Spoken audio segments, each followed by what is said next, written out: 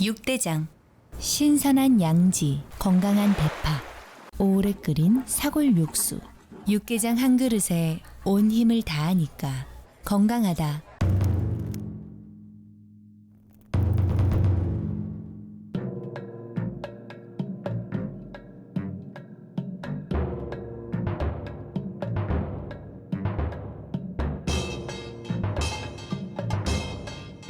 육개장은 육대장. 늘 행복이 넘치는 3월 보내세요. 라디오 서울이 함께합니다. 강혜신의 오늘의 미국.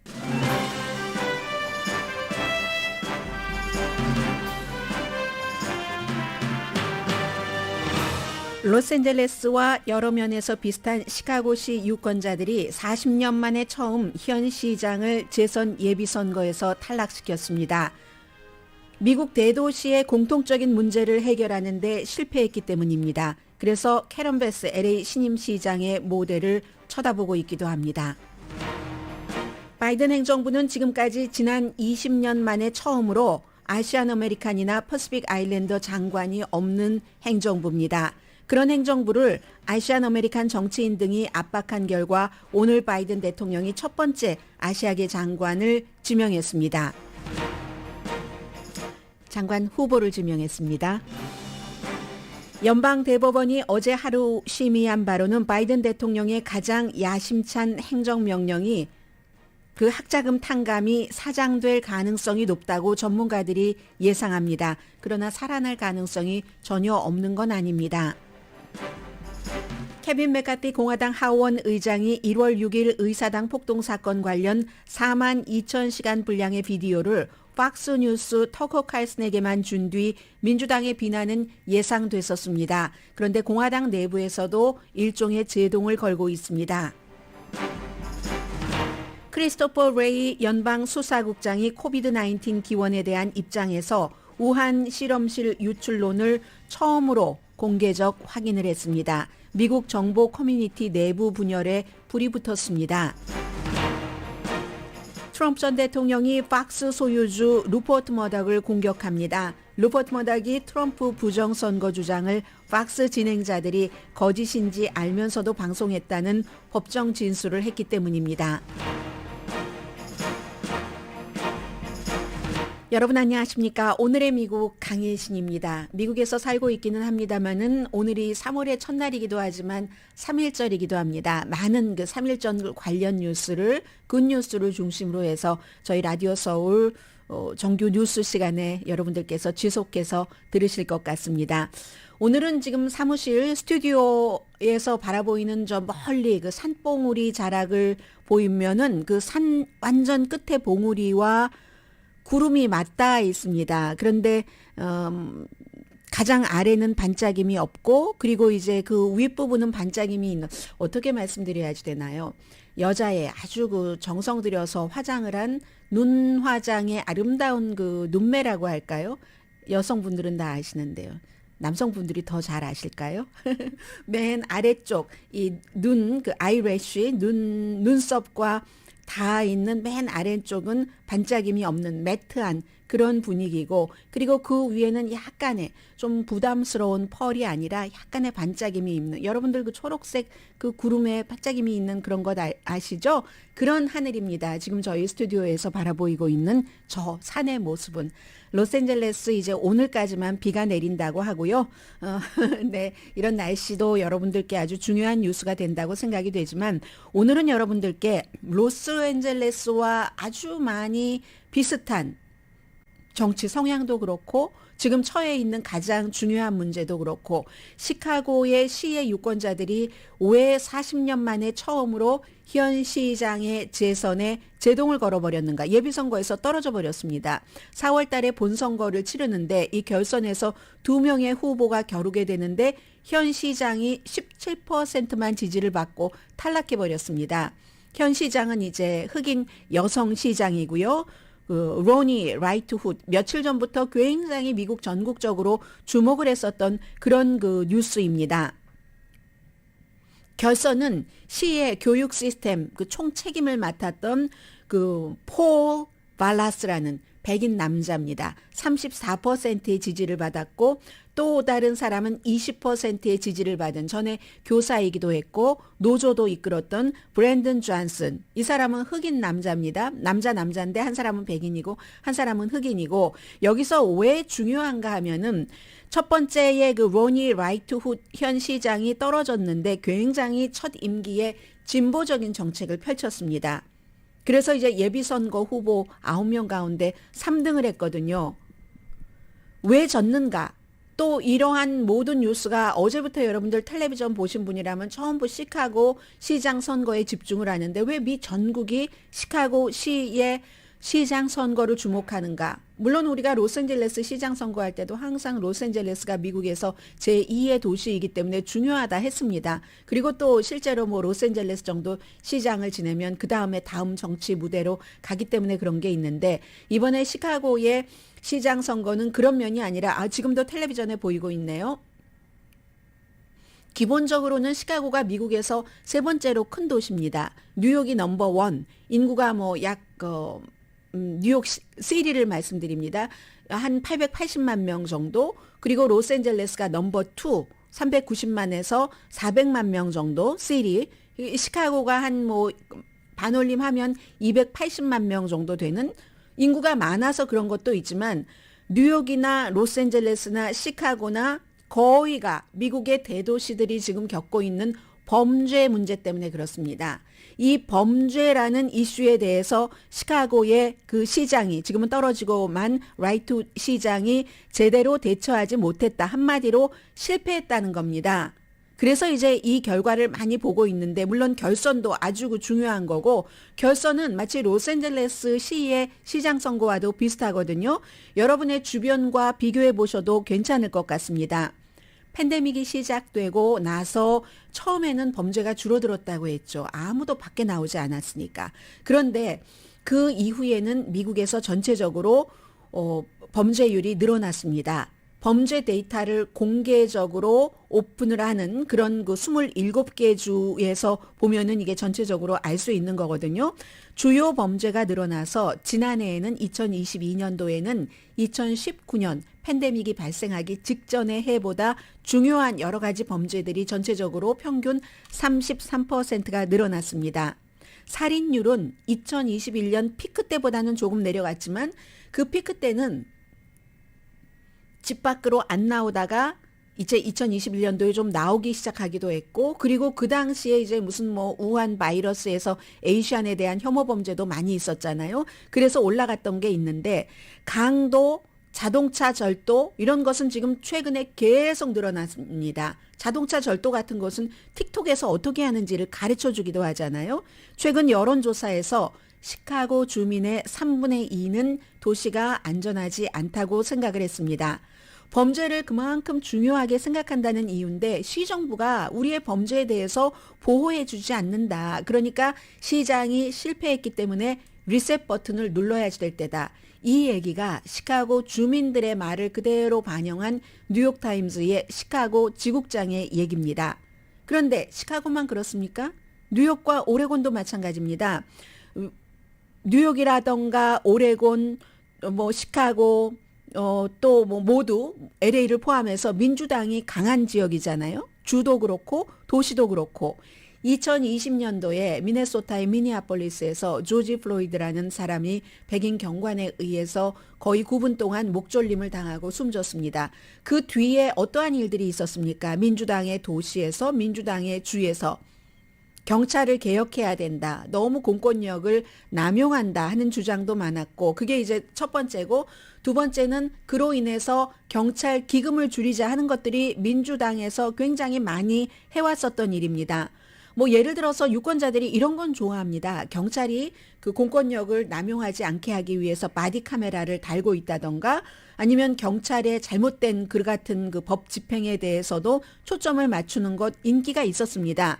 그런데 기금을 줄인다는 것에는 거의 모든 그 시민들이 걱정합니다. 아니 경찰이 기금이 줄어들면 뭔가 순찰력도 줄어들 텐데 그래서 인기가 없었죠. 이걸 이제 바이든 대통령도 선거할 때 경찰 기금 줄이기에는 나는 반대한다라고 공약을 했었던 이유이기도 합니다.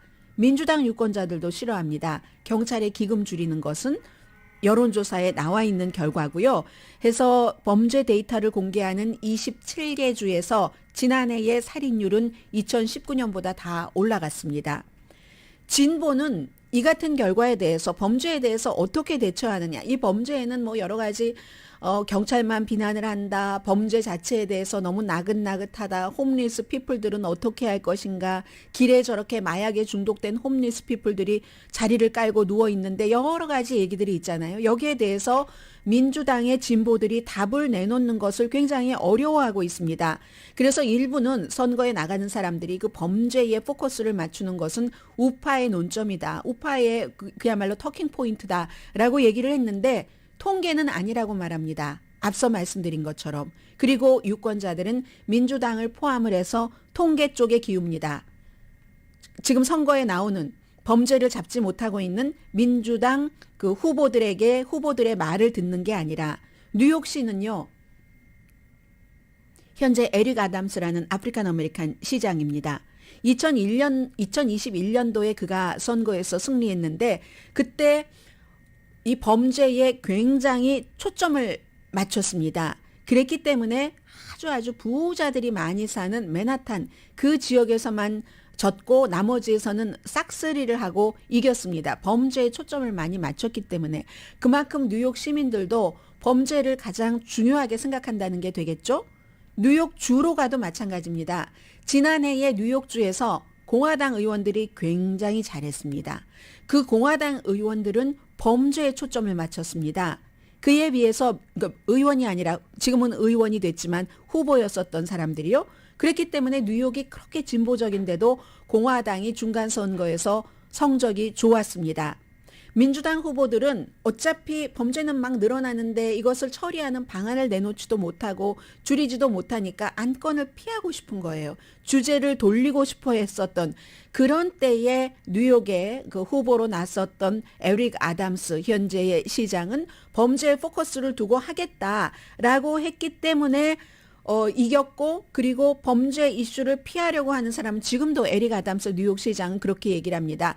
민주당 중에서도 범죄 이슈에 대해서 피하려고 하는 사람들은 흑인이라든가 소수인종 브라운이라고 표현을 했습니다. 이 사람은 브라운을 모욕하는 것이다. 그만큼 범죄는 사실은 소수인종이나 그 소수인종 커뮤니티에서 많이 발생을 하고 그럼 피해자가 누가 되겠습니까? 이런 것을 강조를 한다는 거죠.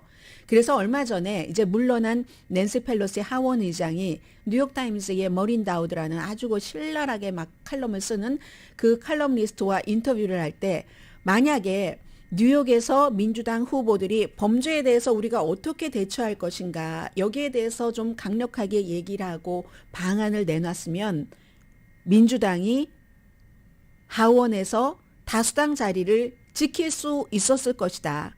그 진보적인 뉴욕주에서 공화당들이 잘해서 이렇게 하원을 공화당에게 뺏기는 일은 없을 것이다라고 얘기를 했습니다. 오레곤주를 보겠습니다. 포틀랜드에서 이 방송 듣고 계시는 분들 안녕하시죠? 오레곤주 가운데서도 포틀랜드가 이제 가장 진보적인 곳인데 팬데믹에 완전히 무질서의 어떤 상징과 같은 곳이 됐던 게 역시 포틀랜드입니다. 2019년부터 2022년 사이 그러니까 2022년부터는 우리가 말이 되면은 어느 정도 코비드를 이제 같이 살아가자 하는 쪽이 됐고 2019년도는 코비드 직전의 해 살인율이 거의 3배가 늘어났답니다. 그리고 이제 뭐 여러 가지 반달리즘 같은 것도 2배가 늘어났고 자동차 절도도 69%나 포틀랜드가 늘어났습니다. 그래서 뉴욕시 포틀랜드시, 시카고시 범죄, 살인율, 뭐 자동차 절도 등등의 범죄가 늘어나기 때문에 로스앤젤레스의 캐런 베스 LA 시장의 모델을 지켜본다는 겁니다. 캐런 베스 시장이 이제 선출된 지 그다지 오래되지 않았습니다.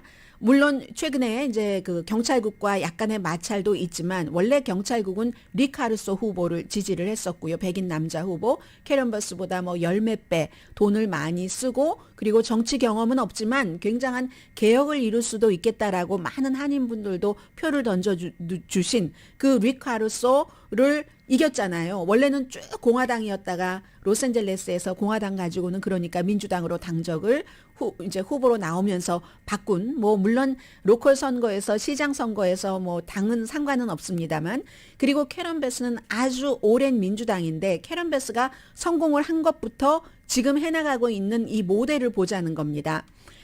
이 내용은 이제 뉴욕타임스입니다. 오늘 제가 뉴욕타임스를 앞부분에 많이 인용을 하고 있습니다. 가장 성공한 진보의 범죄에 대한 메시지를 디벨로핑을 했다, 개발을 했다라고 얘기를 하는데, 원래 이 캐런 베스가 커뮤니티 오거나이저로 출발해서 뭐 칼슨 그쪽 지역에서요, 하원 의원을 11년을 했습니다. 그리고 하원 의원 자리를 버리고 로스앤젤레스 시장으로 왔는데, 뭐 커뮤니티 오거나이저로 시작한 것은 뭐 버락 오바마와 같은 거고요. 하원 의원 12년을 했습니다. 범죄를 다른 많은 민주당의 정치 후보들이 다운플레이 하는 것과는 달리 범죄를 맨 앞에 뒀습니다. 캐런 베스는 자주 말하고, 실제로 지난해에 그 캠페인하고 있을 때 본인이 절도 피해자가 되기도 했었잖아요. 그 사람이 뭐 캐런 베스의 집인 줄 알고 들어간 건 아니겠지만, 캐런 베스는 경관을 추가로 고용하는 것, 그리고 그러나 그 경관들이 본인들의 힘을 막 남용하는 것은 벌하고, 그렇지만 주민들의 안전을 위해서 경찰관은 더 많이 고용하겠다. 이 두 가지를 같이 공약으로 내세웠죠. 균형을 맞췄다는 얘기입니다. 그리고 또 하나는 이 릭 카루소가 예를 들어서 뭐 집을 더 많이 짓겠습니다. 릭 카루소가 집 많이 짓겠다고 한 거나 캐런 베스가 집 많이 짓겠다고 한 것이나 릭 카루소가 더 많이 짓겠다고 하고 경찰도 더 많이 늘리겠다고 했지만 둘 다 실현 가능성은 없는 것이지만, 캐런 베스가 두 개 다 숫자는 좀 약했습니다. 릭 카루소 후보보다는. 그러나 어쨌든 캐런 베스는 이런 균형을 맞추는 것과 함께 뿌리적인 문제를 해결하지 않고는 이게 안 된다. 왜 범죄를 저지르는가? 사회적으로, 건강적으로 여러 가지 경제적인 여건 같은 것들을 해결을 해서 범죄를 막는 것, 범죄를 그러니까 폭력을 예방하는데 이런 담대한 방안이 있지 않고는 이건 해결되지가 않는다. 캐런 베스는 이렇게 내놨다는 거예요. 우선 큰 그림으로는 담대한 방안이 있고, 그리고 그 아래 단계로 내려가면은 경찰의 어떠한 공권력 남용도 막으면서 경찰의 숫자는 늘리고 하는 이런 거라는 겁니다. 그래서 로스앤젤레스는 지금까지는 이제 이 모델이 괜찮다고 보는 거죠. 아직까지 성과를 내고 있지는 못하지만 성과를 내기도 굉장히 힘든 이슈이기도 하고요. 시카고의 결선, 4월 달에 결선이 치러지는데 시카고의 결선도 다음 테스트가 될 것이라고 얘기를 합니다. 미 전국에서 범죄율이 너무 늘어나는 도시에 살고 있는 사람들에게는 쫙 지켜볼 만한 일이 될 거라는 건데, 과연 누가 이길 것인가? 이 두 후보를 말씀드리겠는데, 앞서 이제 한 사람이 백인 남자가 30% 폴 발라스, 그리고 흑인 남자가 20% 브랜든 존슨, 한 사람은 보수고 브랜든 존슨은 진보라는 것은 여러분들께서 뭐 짐작을 하실 것 같고요. 그렇게 해서 이 존슨 후보는 캐런 베스처럼 이제 뭐 흑인이고 진보적이고, 보수 후보 발라스는 백인인데, 이 존슨 후보는, 진보 후보는 과거에 경찰 기금을 삭감할 것을 지지했습니다. 그러다가 최근에는 좀 이것을 말하기를 꺼려하고 주택 신축, 교육 기금, 소셜 서비스를 강조하면서 보수적인 백인 말라스 후보는 시카고라는 진보적인 도시와는 너무 거리가 멀다, 아웃 오브 터치다, 이런 것을 강조를 하고 있습니다. 그런데 말라스는요, 시카고의 이제 교육 시스템에서 최고위직을 차지를 하고 있었고, 경찰 노조의 지지를 받고 있습니다. 릭 카루소가 받은 것과 마찬가지인 거예요. 그리고 이 사람은 트럼프 전 대통령을 강력하게 지지하고 있는 사람입니다. 차터 스쿨을 늘리고 공공안전에 초점을 맞추고, 공공안전은 인권이다, 그러므로 경찰력을 늘린다라고 하면서 진보적인 존슨 지금 2위인 후보가 경찰 기금을 한때에 삭감했었다고 하는 것, 이것을 지금 굉장히 강조를 하고 있거든요. 그래서 누가 이길지는 모르지만 만약에 시카고에서 발라스 보수 백인 남자가 이긴다면 로스앤젤레스와는 반대가 되는 것이고, 그 사이에 아직 기간이 있으니까 존슨이라는 진보적인 후보가 예를 들어서 범죄를 앞에 내세우면서 뭐 마치 캐런 베스 시장이 하는 것처럼 뭔가를 들고 나와서 그게 이제 딱 그 시간이 지나가면서 차고 올라간다면, 그러면은 이제 시카고도 이 로스앤젤레스 시와 비슷하게 될 수도 있고, 뭐 이런 것들을 보고 있는 겁니다. 물론 로스앤젤레스의 캐런 베스 시장도 처음에는요, 당연히 인지도나 이런 것들이 있으니까 리카루소를 훨씬 앞섰죠. 그러다가 리카루소가 쏟아붓는 돈이 어마어마하니까, 그러니까 이게 좀 내려가기 시작했습니다. 특히 뭐 샌프란도 밸리 지역 히스패닉들이 리카루소를 강력히 지지를 했었죠. 그런데 그때도 포기하지 않고, 이 사람이 정치인을 오래 했으니까 뒷심이 있는 거죠. 캐런 베스가 계속 범죄를 어떻게 줄이겠다? 리카루소의 그 안은 너무 허무맹랑하다. 현실적으로 이루어질 가능성이 없다 하면서 나중에는 히스패닉계 이런 사람들을 이렇게 몰고 오면서 이겨서, 지금으로서는 다른 지역에서 볼 때는 캐런 베스의 아직은 열매를 맺지 않았지만 이 같은 모델이, 균형을 맞추는 모델이 괜찮다고 보는 것이고, 그럼 시카고에서는 이 보수적인 백인 후보가, 리카루소와 같은 후보가 이길 것인가? 아니면 뭐 캐런 베스와 조금 비슷하지만 캐런 베스처럼 용감하게 우리가 이런 그 범죄 문제가 있습니다 하는 것을 나타내지는 못하고 있는, 아직까지는. 그러나 지금 기간이 3월이기 때문에 남아있는 기간 동안 그렇게 할지, 이걸 미국 전국에서 지금 지켜보고 있는 겁니다. 그리고 미 전국의 공통적인 문제는 지금 주민들이 가장 그 시 단위, 작은 로컬 정부 단위로 중요하게 생각하고 있는 것은 범죄와의 전쟁입니다.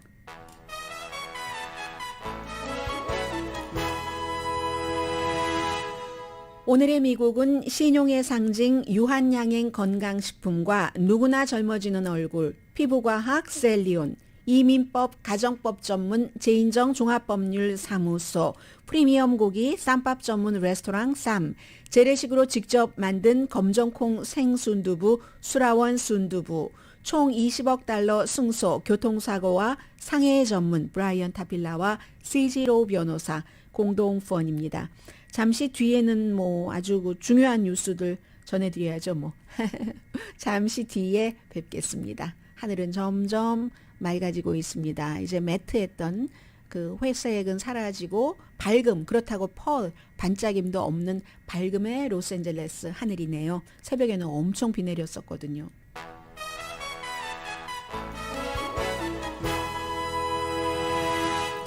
라디오 서울방송 오늘의 미국 듣고 계십니다. 바이든 대통령이 선거 캠페인 할 때요, 내가 대통령이 되면은 가장 인종적으로 다양한 내각이 될 것이다 하고 무척 많이 강조를 했습니다. 그런데 뭐 블랙들은 많이 들어가지만 에이션 아메리칸 또 퍼시픽 아일랜더는 지금까지 한 사람도 장관급이 없습니다.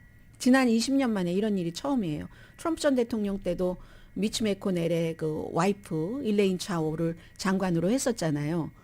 미치 매코넬의 와이프라는 게 얼만큼이나 가산점이 됐는지는 모르겠습니다만은, 그런데 이렇게 없었다가 오늘 이제 백악관에서 발표를 했습니다. 중국계입니다. 엄마 아빠는 중국에서 이민을 왔지만 본인은 이제 이곳에서 그 태어났고 줄리수 노동부 장관으로 지명을 했는데, 백악관에서 지명하는 것에서 중요한 게 아니라 인준받는 것이 중요하고요. 또 이 사람이 어떤 성격을 갖고 있는가. 일단 이제 대통령이 내가 이제 그렇게 약속했었던 거, 그 공약에 대해서는 뭐 하나 정도는 조금은 이제 더 가깝게 다가간 거잖아요. 현재 그 마티 월시 그 노동부 장관은 전국 하키리그 선수협회 회장으로 갑니다.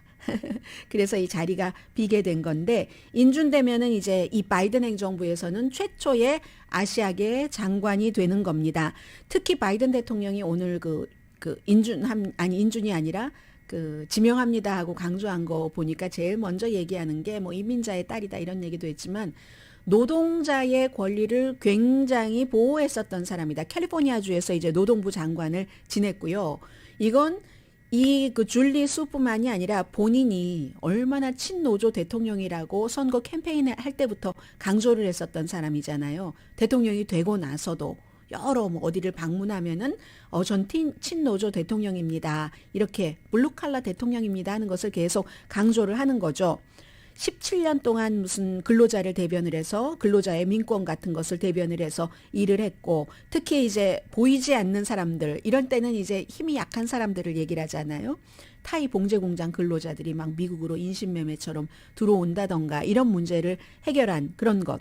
또 열차 노조들이 거의 셧다운 할 뻔한 것을 노동부 장관과 함께, 지금 현재 노동부 차관이고요. 노동부 장관과 함께 막았다는 거. 이게 참 애매한 거예요. 중국계인데 반도체 제조 이런 문제에 이제 많이 관여를 해야지 되는 겁니다. 인터넷이라든가 지금도 시골 지역에서 인터넷 안 되는 지역 많잖아요. 노동자의 헬스케어, 그리고 또 자신의 행정부의 정책에 따라서 수입 좋고 안정적이고 이런 일자리를 많이 만들어내는데 차관으로서 줄리수 지금 장관 후보가 일을 많이 했다라고 얘기를 합니다. 아시아계의 압박이 없었으면 오늘도 아마 아시아계의 장관 후보조차 없는 행정부가 됐을지 모릅니다. 카멜라 해리스, 반 아시아계, 반 흑인계잖아요. 부통령이 지지를 했고, 캐서린 타이, 무역대표잖아요. 아시아계네요. 그리고 이제 뭐 과학기술정책실장 장관급이거든요. 요즘 중국과의 이런 문제 때문에 굉장히 중요한 직책인데, 이런 세 사람들이 전부 이 줄리 수 해야지 된다. 오늘 백악관에도 다 앉아 있던데요. 그러면 이제부터 인준을 받느냐 안 받느냐가 중요하잖아요. 상원에서. 뭐 이 경우는 과반수 이상이면 되는데 현재 51대 49죠. 49가 공화당 마이너리티인데, 한 사람이 지금 그 존 페러맨이라는 그 펜실베니아주의 민주당의 연방 그 상원 의원이 심장질환 앓았었고 지금 우울증으로 병원에 입원해서 치료받고 있잖아요. 그래도 뭐 50명 되니까 괜찮을 것 같고는 하는데, 우선 기본적으로 상원 전체 인준에 그 투표 들어가기 전에 이 노동부 장관의 경우는 보건, 교육, 노동, 연금위원회에서 시작하는데 한꺼번에 다인 겁니다. 하나에 뭉뚱그려서. 이 위원회의 위원장이 버니 샌더스입니다. 버니 샌더스는 사실은 원래는 다른 사람을 지지를 했었어요. 그래도 오늘 아침에 얘기하는 거 보니까 장관이 되면 훌륭한 장관이 될 것이다라고 얘기를 했거든요. 버니 샌더스는 로버트 라이히 전 노동부 장관이었었던 그 사람을 지지했고, 또 그 미국 승무원 협회의 회장인 세라 넬슨을 지지했지만 일단 뭐 안 됐으니까 되면은 잘할 것이다. 뭐 일하기를 고대한다. 뭐 이런 얘기를 했으니까 버니 샌더스 의장 자체는 괜찮은데 공화당에선 반대하는 사람들 많습니다. 캘리포니아주에서 노동부 장관 하기 전에 실업수당국에서 일할 때, 그 헤드로 일할 때 뭔가 데이터를 잘못했다는 거예요. 그래서 그렇긴 하지만 어차피 공화당이 다 반대를 해도 민주당이 전부 찬성을 하면 되니까 현재로서는 뭐 인준에는 큰 어려움이 없을 것 같고, 그리하여 이제 얼마 있으면은 미국에서 바이든 행정부에서는 최초의 아시아계 장관이 나왔다 하는 뉴스를 다시 들으실 수 있을 것 같습니다. 그리고 어제 박스 텔레비전에 박스에서는 아주 좀 뭐 유명한 뭐 션 해니티라든가 터커 칼슨이라든가 로라 잉그램이라든가 이런 사람만큼 유명하진 않지만 크리스 월러스가 각오 없는 지금 그래도 자리를 지키고 있는 그 브렛 베이어와 인터뷰를 했거든요. 누가요? 연방 수사국장이, 크리스토퍼 레이 연방 수사국장이 박스에 나와서 인터뷰를 하면서 내가 아주 대단하게 확신을 갖고 있는 건 아니지만 moderate 정도의 확신을 가지고 코비드-19 바이러스가 중국의 우한 실험실에서 유출됐을 수 있는 가능성을 지지한다라고 얘기를 했습니다. 물론 연방수사국이 그 같은 입장을 갖고 있다는 것은 다 알려졌지만 이걸 연방수사국장이 언론에 나와서 텔레비전에 나와서 직접 수사국장의 입으로 얘기한 건 처음이거든요.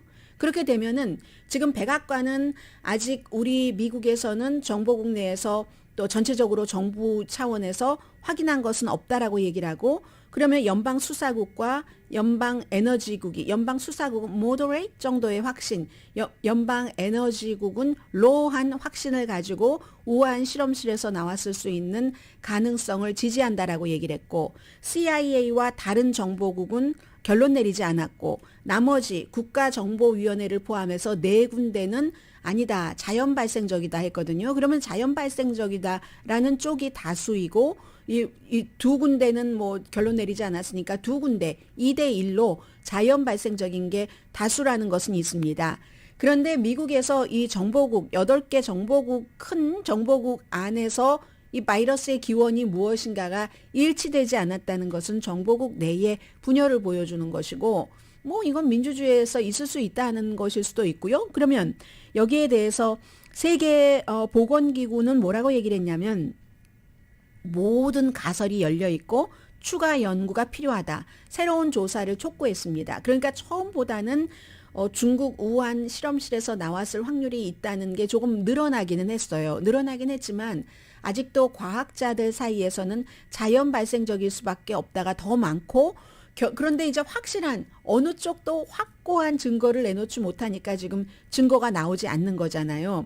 그런데 중국 정부가 굉장히 민감하기 때문에 정치 조작이다 하고 중국 정부가 운영하는 무슨 글로벌 타임스 같은 데에서 일론 머스크에게 위협을 하잖아요. 테슬라 CEO에게. 왜냐하면 테슬라, 애플 같은 회사는 중국에 공장도 있고 중국이 가장 큰 마켓이기도 하고 하니까 너 잘해봐. 이렇게 이제 협박을 하는 그런 것이 있고 그리고 오늘 지금 이제 이건 초당적 위원회이기도 한데 중국 선택위 전략적 경쟁에 관한 하원위원회 이름이 굉장히 길죠. 이름이 굉장히 깁니다. United States 하원 뭐 Select Committee on 뭐 전략적 경쟁 between 미국과 중국 공산당 사이에 이름이 길어요. 이런 위원회가 있습니다. 무엇을 하기 위해서 이 위원회가 만들어졌는가? 중국이 미국의 위협이다. 그러면 우린 여기에 어떻게 대처를 해야 되느냐 하는 초당적 위원회잖아요. 여기 공화당이 13명이고 민주당이 11명입니다. 새로 만들어진 위원회인데 공화당에서는 한인 미셸 스틸 위원이 여기에 들어가 있고 의원이 연방 하원 의원이 여기에 들어가 있고 그리고 민주당에서는 앤디 김 뉴저지의 연방 하원 의원이 이 특별위원회 중국에 관해서 뭔가를 하는 소속입니다. 그래서 이제 여기에 대해서 위원들이 회의를 하는 겁니다. 이게 바이러스도 중국에서 온 거야. 풍선 문제가 최근에 있었죠. 이렇게 미국은 지금 중국을 굉장히 예민한 시선으로 쳐다보고 있다. 그리고 과학자들이 또 하나 하는 얘기는요. 이 중국 바이러스가 중국 우한에서 나왔느냐 아니면 자연 발생적인 것인가 이런 것을 결론 내릴 때 인종적인 것에 바탕을 둬서는 안 된다. 그러면 너무 많은 피해를 일으킨다. 이거 과학자들도 여기까지 얘기를 하고 있거든요. 실제로 범죄율과 연관이 되니까. 그래서 미국 내부에서는 지금 코비드 19이 캘리포니아 주정부 차원이나 캘리포니아, LA 무슨 시리 차원에서 다 각각 다 시차를 두고 이걸 이제 비상사태는 끝내가고 있고 미국도 5월 11일에 비상사태는 끝내가고 있지만 중국과의 관계에 있어서는 여전히 뭔가 찜찜한 부분들이 남아있는 이제 그런 차원에서 어제 연방수사국장이 딱 그 박스 텔레비전에 나가서 나는 우한 쪽에서 나왔다고 좀 모더레이트한 컨피던스를 가지고 보고 있습니다. 라고 밝힌 거죠. 잠시 뒤에는 역시 돈과 관계된 뉴스 오랜만에 또 트럼프 전 대통령의 발언 전해드립니다.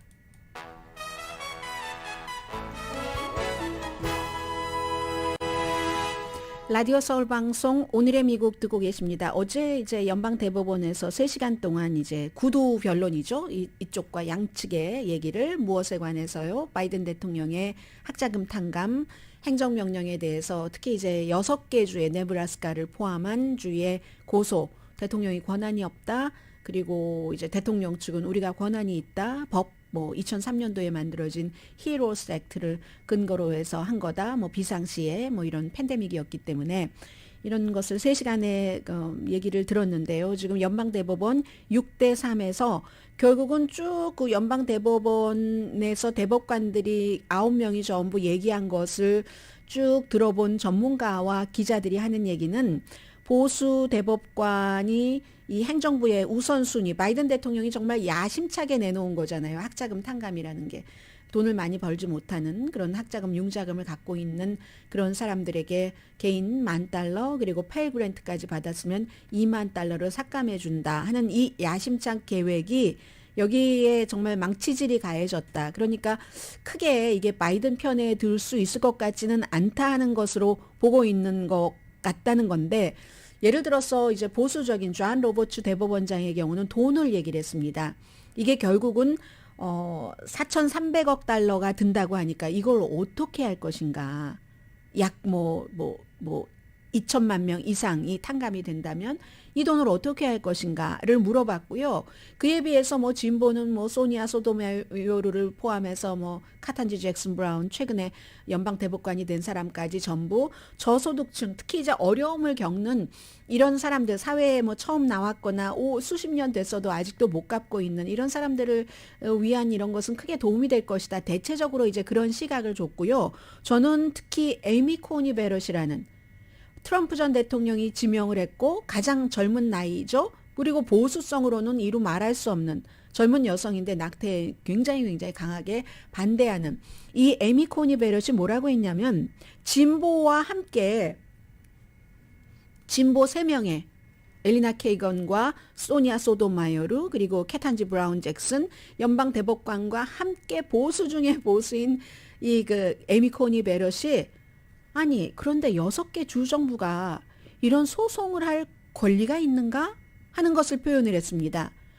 권리가, 주정부가 직접적으로 소송을 한다는 것은 항상 피해자가 하는 거잖아요. 피해를 본 사람이 소송을 하는 건데, 연방정부 아니 주정부들이 연방정부에서 이렇게 해서 그 학자금을 탕감한다는데 무슨 해를 입었는가? 여기에 대해서 의문을 계속 제기를 했습니다. 그래서 일단 구두 변론은 끝났고, 한 명의 에이미 코니 베럿이라는 보수 법관이 한 명이 이쪽으로 온다 하더라도 5대4이기 때문에 방향 자체는 바이든 행정부에 이것이 사장되는 것이 아닌가 하지만 아직 기간이 남았잖아요. 지금 이제 3월에 오늘 첫날이고 3월, 4월, 5월 말이나 6월쯤에 최종적인 판결을 내릴 것 같으니까 이걸 다시 의회로 보낸다고 하거나 돈이니까 의회에서 알아서 해라 하고, 아니면 바이든 편을 든다던가 아닌가. 이건 결론은 아무도 알 수 없지만 제일 중요한 건 이제 지금부터 그러면 혹시라도가 아니라 처음에는 전부 내가 $10,000, $20,000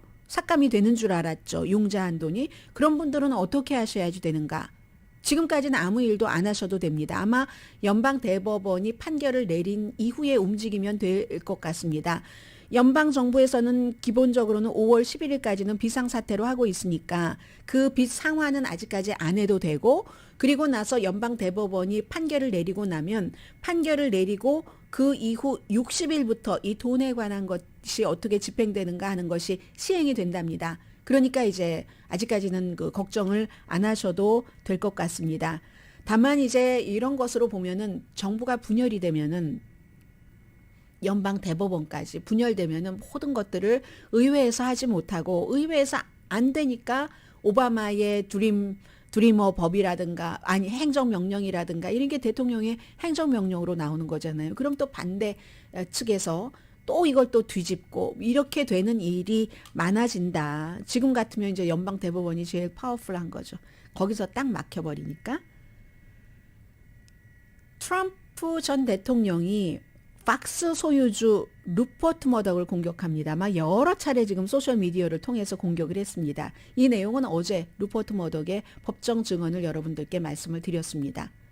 도미니언 보링 시스템이라는 투표기계 회사에서 16억 달러 팍스 코퍼레이션과 팍스 뉴스를 소송을 했더니 그 소유주가 루퍼트 머덕이 딱 그 데포지션에서 선서하고 하는 법정 진술에서 맞다. 우리 팍스의 여러 명의 진행자들이 알고도 부정선거가 아니라는 것을 알고도 트럼프의 가짜 주장을 트럼프 주변 사람들을 계속 출연시키면서 몇 주일 동안이나 그걸 방송을 했다. 그 이후에 이제 1월 6일 의사당 폭동 사건이 일어난 거잖아요. 그리고 나는 그걸 막을 수도 있었는데 그 사람들을 출연시키지 말라고 막을 수도 있었는데 내가 미진했던 부분들이 있다라고도 얘기를 했고 특히 이제 벽에 만드는 회사의 그 마이클 윈들 같은 경우는 이게 무슨 뭐 정책 그 이데올로기의 문제가 아니라 레드 블루의 문제가 아니라 돈 때문에 그랬다. 박스에 광고 많이 하니까 그린백이잖아요. 이 돈 때문에 그랬다. 이렇게 얘기를 그 했습니다. 그러니까 이 트럼프 전 대통령이 아니 루퍼트 머덕이 자신이 소유한 회사의 스타들을 팔아넘겼네. 그냥 언더 더 버스 한 게 아니라 언더 더 테이블 아래로 확 집어 던져버렸네. 이제 박스에서 이제 이 사건을 통해서 사람들이 나를 지지하는 사람들이 박스를 줄줄이 떠나게 할 거야. 시청자들을 엄청나게 화나게 할 거야 하면서 역시 근거 없는 주장을 되풀이했습니다. 대규모 투표 용지가 없어졌다는 둥, 본인이 부정선거로 졌다는 둥, 그렇게 했다는 게 도미니언 그 보링 시스템에 뭐 투표를 하면은 트럼프 투표가 바이든 투표로 바뀐다는 이 여전한 이 주장을 하는 겁니다. 만약에 이 부분에 있어서 이게 완전히 해결되려면 트럼프 전 대통령이 법적으로 소환이 돼서 선서를 하고 증언을 할 때 그렇게 할 수 있는가? 여기서 사실 가려질 수 있는 문제거든요. 다른 모든 사람들이 심지어 뭐 루디 줄리안이나 시드니 파웰 같은 사람도 팍스에 나와서는 열심히 그렇게 얘기하고 법정에 60 몇 개를 소송했잖아요. 법원에 가서는 한 번도 그렇게 얘기하지 않았습니다. 그렇게 얘기하면은 감옥 가니까 안 한 거잖아요. 그러니까 트럼프 전 대통령도 지금도 법정 진술을 그 부분에 대해서 할 이유가 없기 때문에 오늘 아침까지도 이같이 거짓 주장을 되풀이하는 겁니다. 다만 그 얘기는 맞을 수도 있죠. 이 트럼프의 주장대로 팍스의 시청자 가운데서 트럼프를 지지하는 사람이 션 해니티도 그게 무서워서 뒤로는 트럼프 미쳤어 지금 하면서도 그 사람들을 출연시키고 트럼프의 주장을 되풀이 방송을 했다는 것 아니겠습니까? 그래서 트럼프의 주장대로 아직도 열심히 트럼프를 믿고 계시는 분들은 팍스를 떠나서 뉴스맥스나 오하난으로 원 아메리카 네트워크로 갈 수도 있고 또 하나는 지금 도미니언이 16억 달러 명예소송 손해배상 청구 소송을 했거든요. 16억 달러면 팍스가 지금 캐시로 갖고 있는 돈이 40억 달러랍니다. 얼마나 큰 돈이에요. 얼마나 큰 회사가 갖고 있는 돈이 40억 달러인데 그럼 팍스가 운영할 수 있을까요? 여기서 끝나는 게 아니죠. 또 다른 회사 투표 테크놀로지 회사 스마트매틱이라는 회사는 팍스 쪽에 지금 27억 달러 소송을 걸어놨습니다. 그래서 루퍼트 머독이 어떻게 그렇게 증거가 있는 증거로서 채택될 수 있는 발언을 소유주가 할 수 있는가라고 많은 사람들이 놀랐다고 하는데 본인과 팍스의 그 진행자들을 구분을 함으로써 나중에 본인 개인에게 올 수 있는 뭐를 피하기 위해서 who knows? Who knows?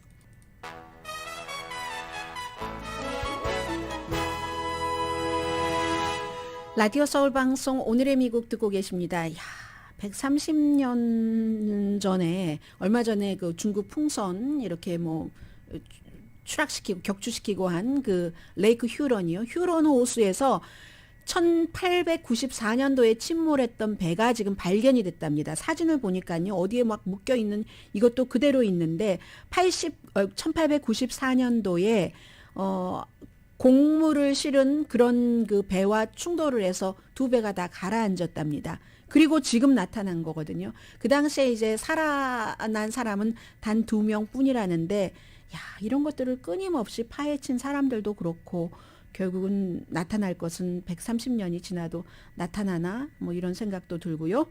그리고 이 뉴스는 사실은 전해드리고 싶지 않았는데, 많은 분들이 또 궁금해 하시기도 하고, 하니까 전해드립니다. 왜 말 안 하느냐고 하고 하원의 그 케빈 맥카시 공화당 하원 의장이 팍스에 요즘 말이 많은 터커 칼슨에게만 유일하게 뭐 말하자면 독점 비슷하게 42,000 뭐 어느 매체는 41,000시간 분량이라고 하고 의사당 폭동 사건이 일어났을 때 그 비디오를 막 완전히 열람해라. 이건 이제 주는 게 아니라요. 카피하거나 이럴 수 있는 것도 아니고 의사당 안에 들어가서 보는 것 있죠. 한국 국회도 그런 것 있잖아요. 신청하고 보고하는데 다른 곳에는 전혀 주지 않고 터커 칼슨에게만 줘서 2월 초부터 터커 칼슨이 혼자 방송하는 사람이 아니기 때문에 그 이제 프로듀싱 팀들이 가서 열심히 하고 있고 곧 방영이 될 거랍니다. 그랬더니 다른 매체에서 어떻게 하겠어요? 왜 터커 칼슨에게만 주는가? 우리에게도 달라 했거든요. 그랬더니 어제 케빈 맥카티가 오늘인가요? 어젠가요? 질투하는 것 같아. 터커 칼슨을 질투하는 것 같아. 워싱턴 포스트와 인터뷰에서 그런 얘기를 했는데, 왜냐하면 이 폭동 사건에 대해서도 터커 칼슨의 그 여러 가지 방송들이 별로 그렇게 산뜻하지 않았기 때문에, 그럼 원하는 것만 뽑아서 방송할까 하는 것 때문에 민주당이 비난을 하고, 또 하나는 앞으로도 이런 일을 나쁜 마음을 꿈꿀 사람이 없다고 보장할 수 없는 상황에서 그것들을 다 보면 아이디어를 준다는 거예요. 어디에 뭐가 있고 어디에 뭐가 있고 기타 등등 해서 지금 공화당 내부에서도 뭐 이런 것을 구태여 해야지 되는가, 하려면은 정말 철저히 해야지 된다. 케빈 맥카티는 의사당 경찰과 모든 것을 다 합의하고 하겠다고 의사당 경찰은 언론에 인터뷰를 하지 않고 있습니다. 오늘의 미국은 신용의 상징 유한양행 건강식품과 누구나 젊어지는 얼굴 피부과학 셀리온, 이민법 가정법 전문 제인정 종합법률 사무소, 프리미엄 고기 쌈밥 전문 레스토랑 쌈, 재래식으로 직접 만든 검정콩 생순두부 수라원 순두부, 총 20억 달러 승소, 교통사고와 상해 전문 브라이언 타필라와 시지로 변호사 공동 후원이었습니다. 10시에 좋은 아침, 좋은 하루 방송됩니다. 그 2월 달에 보통 미국의 전국 가솔린 평균값이 3달러 40센트로 1년 전보다는 한 6% 내려갔고 1월 달보다는 2% 정도 올라갔다고 하거든요. 샌프란시스코는 비싸서 4달러 76센트, 휴스턴은 뭐 정유소도 있고 싸니까 2달러 93센트. 미국 소비자들에게는 좋죠. 그러나 전기자동차, 친환경 뭐 이런 부분에는 과연 좋을까요? 대중교통수단에도 마찬가지고 이젠 바꿔야 돼요. 소금 장수, 우산 장수가 아니라 가솔린, 전기자동차 비유로. 강혜신이었습니다.